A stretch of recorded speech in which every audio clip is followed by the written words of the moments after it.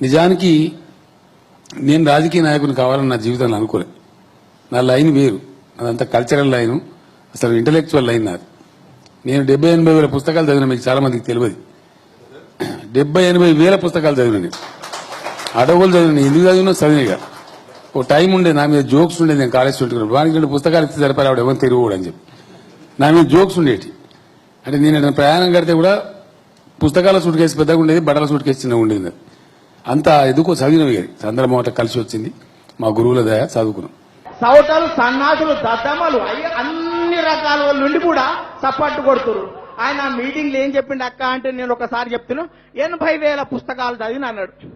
ఈయన వయసు 65 సంవత్సరాలు, సంవత్సరానికి 365 రోజులు, 65 సంవత్సరాలు ఇంటూ 365 రోజులు చేస్తే 23,725 రోజులు. రోజుకో పుస్తకం పుట్టంగానే చదివినా గానీ నిండా 24,000 కావు. 80,000 పుస్తకాలు ఎట్లా చదివినవరు అంటే గద్దెలవదు అంటాడు.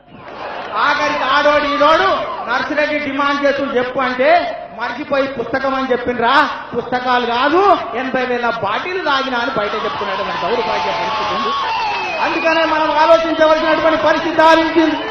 ఇవాళ కమ్మరి, కుమ్మరి, చాకలి, మంగలి, ఎరకల, మాల, మాదిగ, వడ్డెర, బలిత, లంబాల, గోయ, ముద్రాజ, పెరిక, మేరు, కాపు, వైద్య, యాద, వడ్రంగి, నేతా, గీతా, కార్మిక, బడుగు, బలహీన వర్గాల పునాదుల మీద నిర్మితమైనటువంటి పార్టీ తెలుగుదేశం పార్టీ.